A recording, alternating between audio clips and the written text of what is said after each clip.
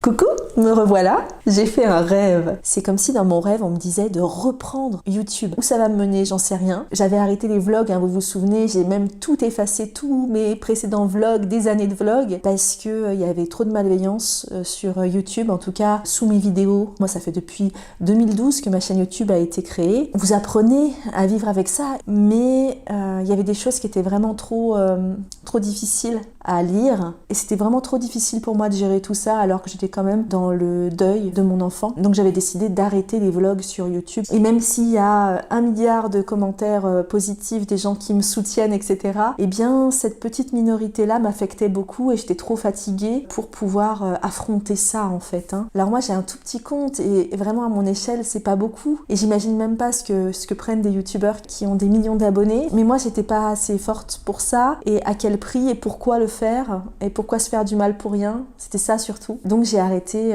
de poster des vlogs. Je m'étais dit je vais poster uniquement mon travail, ça va tourner autour de la spiritualité et de l'ésotérisme, mais je vais plus partager ma vie privée. Et je me suis éloignée de YouTube pour rester dans une safe place puisque je me suis concentrée sur Instagram et j'ai eu la volonté vraiment de développer ma communauté sur Instagram parce que c'était l'endroit où je me sentais le mieux en termes de réseaux sociaux et que dans le cadre de mon travail j'étais forcée, entre guillemets forcée, de poster sur les réseaux sociaux parce que si je ne poste pas sur les réseaux, je ne vends pas de formation. Et puis il y a 2-3 mois, je me suis demandé à quoi ça sert tout ça. Alors bien sûr, pour moi c'était professionnel, mais au départ, j'avais vraiment l'envie de partager mes passions. Quand j'ai commencé en 2012, il n'y avait pas cette histoire d'être rémunéré, d'utiliser les réseaux comme moyen de développer son chiffre d'affaires. Et pour moi, mes passions aujourd'hui sont devenues un travail à part entière. J'ai fait énormément de formations pour pouvoir développer mes réseaux sociaux. À vouloir à tout prix séduire l'algorithme pour pouvoir être mise en avant, ça en devenait trop de travail. Ça avait pris tellement une ampleur. Là, j'étais fatiguée, j'étais triste. En plus, j'étais dans une phase du deuil qui était pas cool. Je pense avec l'arrivée de l'automne, en plus, ça a pas aidé. Et puis, ça a été extrêmement difficile pour moi de continuer à poster, à créer du contenu. Donc, je me suis arrêtée brutalement. J'étais pleine de doutes, je savais plus où j'en étais, je voulais tout arrêter. Et puis moi, à côté, j'avais retrouvé un emploi salarié quand mon mari avait perdu son travail. Donc, il fallait qu'il y ait cette rentrée d'argent en plus. Je travaillais 2 jours et demi par semaine dans une entreprise en Suisse, dans un cabinet médical. Et du coup, là, ça fait 2 ans maintenant que j'y travaille. Mon mari a retrouvé du travail, mais j'ai continué quand même par sécurité. C'est que 2 jours et demi par semaine, donc ça me laissait le temps de travailler sur mes projets à côté. Et je me suis dit que peut-être c'était préférable que je reprenne un emploi salarié 4 jours par semaine. Ça me laisserait 3 jours pour travailler sur mes projets. En plus, comme c'est une entreprise en Suisse, je gagne relativement bien ma vie par rapport à la France. Et je voulais m'assurer cette sécurité-là pour continuer à poster de manière passionnée entièrement et ne plus compter en fait sur ces rentrées d'argent-là issues de mon entreprise, mais plus me dire voilà, j'ai une sécurité financière et à côté de ça, c'est que du plus. Et j'ai plus cette pression de poster, d'être régulière, de séduire l'algorithme. Là, je vais passer au mois de janvier à 4 jours par semaine au lieu de 2 jours et demi dans le centre médical. On verra comment ça se passe. Si ça me convient pas, je pourrai toujours revenir en arrière. Mais en tout cas, là, je me sens sereine avec cette décision, je me sens mieux. Alors, je sais que beaucoup de personnes choisissent l'entrepreneuriat aussi pour être libre, se sentir libre de faire ce qu'on veut de ses journées, d'organiser son travail comme on le veut, comme on le souhaite. Mais finalement, on n'est pas si libre que ça, puisqu'on a vraiment cette pression-là. On a cette charge de travail aussi parce que forcément, c'est pas on fait ses heures et puis à la fin de la journée, c'est fini, on n'a plus rien à penser. C'est constant. C'est chouette de pouvoir vivre de ses passions. Mais moi là, je me suis un peu perdue et surtout, j'ai le sentiment que je suis pas assez forte en ce moment. Ça fait 3 ans que Max est parti et c'est toujours difficile de se mettre au travail parce que la tête, elle veut. Le matin, je me dis ah ouais, chouette, je vais faire plein de trucs aujourd'hui. Mais le corps, lui, il suit pas. Alors que quand je vais au travail, je fais mes heures et puis j'ai plus de charge mentale après et puis je passe à autre chose. Et donc ça me convient bien aussi. Donc je dis pas que je vais pas continuer à vendre mes formations, pas continuer à développer des projets parce que c'est vraiment quelque chose qui m'anime et qui me tient à cœur de pouvoir transmettre, de pouvoir former. Mais ça va être plus long. Là, normalement, à la rentrée, j'aurais dû avoir sorti la refonte de ma formation cartomancie. J'ai stoppé net l'écriture de cette formation et j'arrive pas à m'y remettre. Donc je me laisse le temps. Pourquoi reprendre des vlogs alors que j'avais dit que je ne ferais plus de vlogs? Eh bien, je sais pas, j'ai eu envie là, d'allumer ma caméra et de vous dire quelques mots et de refaire ce que j'adorais faire avant. J'aime bien partager ces moments aussi avec vous. En tout cas, là, il est 17h. Ce matin, En ce moment, je me lève hyper tôt. Je sais pas pourquoi, j'arrive pas à dormir. Je pense que ça fait partie du processus et tout. Je pense qu'il faudrait vraiment que j'aille voir un psy. Mais j'ai beaucoup de mal parce que chaque fois que j'ai vu des psys, ils m'ont pas convenu. Ça m'a pas aidé. Je voyais où ils voulaient en venir. Enfin, c'était un peu compliqué. Alors, je sais pas, j'ai pas encore trouvé la bonne personne. En tout cas, je me réveille hyper tôt le matin. Donc j'en profite pour faire des trucs. Là, ce matin, je me suis réveillée, il était 3h moins 10. Impossible de me rendormir, j'y arrive pas. Donc là, je me suis levée, comme ça j'ai eu le temps de lire, de faire du sport, de méditer aussi. J'ai eu le temps de faire plein de choses. Bon, aussi de scroller sur les réseaux sociaux, on va pas se mentir. Et puis, j'ai commencé ma matinée de travail. Aujourd'hui, je travaillais que ce matin, en télétravail en plus, donc j'ai pu travailler depuis la maison, c'était top. Me voilà en train de faire mon petit sport. Alors, je vous avoue que quand je me suis filmée, je me trouvais hyper badass en train de faire mon sport. Et là, je regarde les images et je me dis, mon Dieu, mais c'est horrible. Pas badass du tout, là. Donc, je fais 30 minutes de HIIT et 30 minutes de vélo elliptique. Voilà, tous les jours, j'essaye d'être constante. Et puis ensuite, je fais ma méditation parce que la méditation après le sport, c'est vraiment super. Je vous le conseille fortement.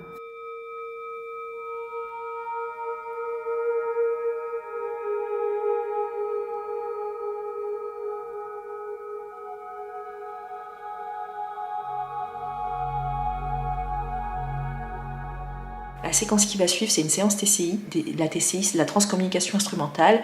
C'est le fait de capter sur un appareil des voix ou des images. C'est du spiritisme. Pour pratiquer la TCI, il faut avoir été initié par quelqu'un de sérieux. On ne fait pas n'importe quoi non plus. Parce que ça reste quand même du spiritisme. Donc il faut savoir comment procéder, comment se protéger. Ne reproduisez pas ça chez vous si vous n'y avez pas été initié sérieusement. Max, t'es là ?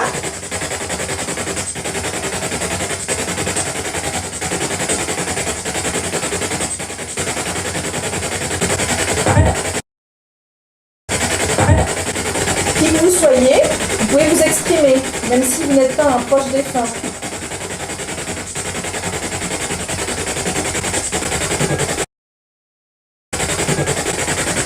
Comment vous vous appelez ?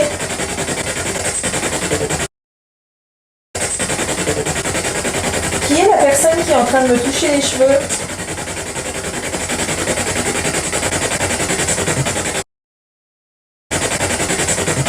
Vous pouvez nous parler, on vous écoute.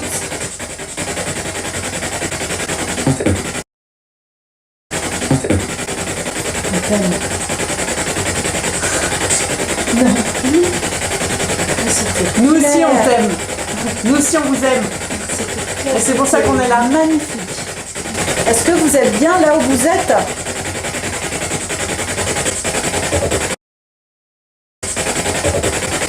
On n'a aucun doute là-dessus, mais on a besoin d'en être sûr.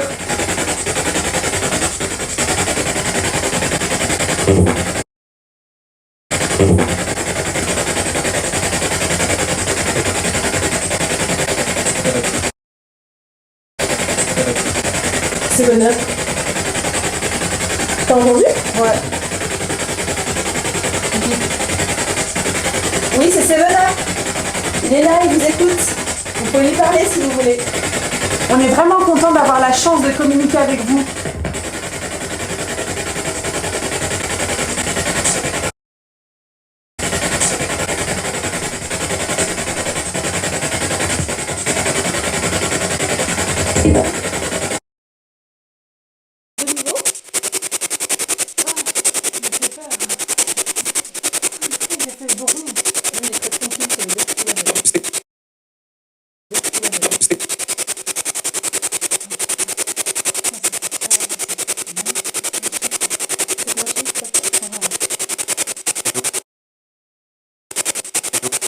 Bonjour. Bonjour. Bonsoir. Bonsoir. Est-ce que quelqu'un a un message à faire passer ?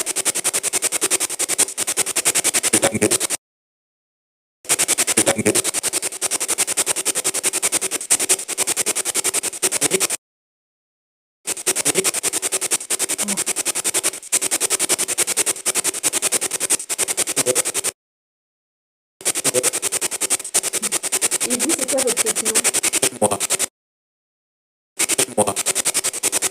Donc là, je vais au centre commercial faire quelques cadeaux de Noël et par la même occasion, j'espère voir une personne là-bas, une commerçante, qui est là chaque année, qui expose ses bijoux en pierre.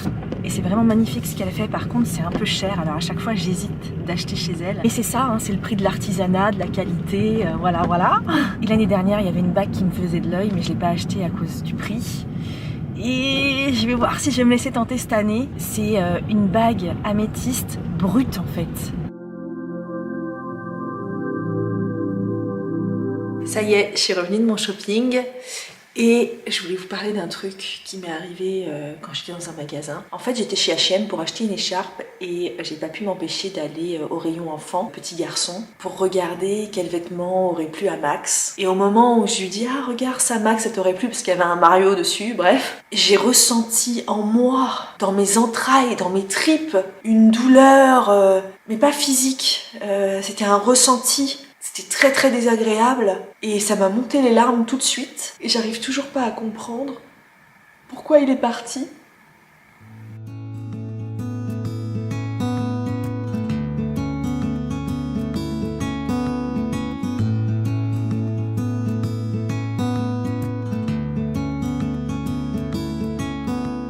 Bon les gars, c'est une catastrophe. Je suis réveillée depuis 2h30 du matin, là il est 4h30, impossible de me rendormir. Donc je vais me lever. Je crois que j'ai un gros problème de sommeil depuis quelques mois. Et il va falloir que je consulte. Le message du jour. Bon je sais pas vous, mais moi, je compte bien m'y remettre. Bon, il est je crois 7h20, un truc comme ça. Et je suis sur le chemin du travail. Donc vous ne voyez pas. Je pourrais pas vous raconter ma petite anecdote. Bon, je vous la raconte à ma pause de midi, il fera jour.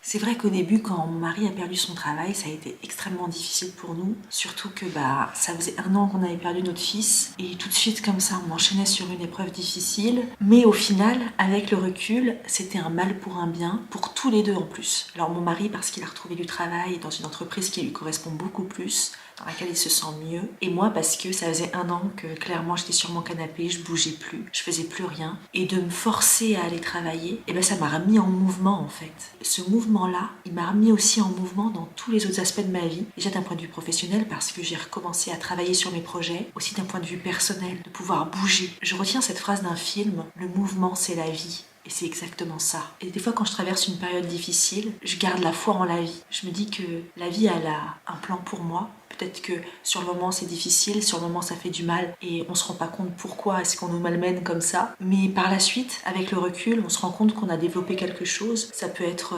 une qualité, ça peut être une évolution personnelle, ça peut être finalement d'aller sur un chemin qui nous convient mieux et qui est plus aligné avec qui nous sommes. Alors la réflexion du jour sera de vous dire qu'est-ce que vos épreuves, avec le recul, bien évidemment, si vous êtes dans quelque chose de difficile en ce moment, vous n'avez pas encore de recul sur la situation, vous ne pouvez pas trop analyser, mais mes épreuves passées, qu'est-ce qu'elles m'ont apporté aussi de bénéfique, malgré la difficulté, malgré la souffrance. De regarder les choses sous cet angle-là, ça aide aussi à accepter cette souffrance qu'on a vécue, cette difficulté qu'on a vécue. C'est fini pour aujourd'hui, je vous dis à très bientôt dans un prochain vlog. Bye bye.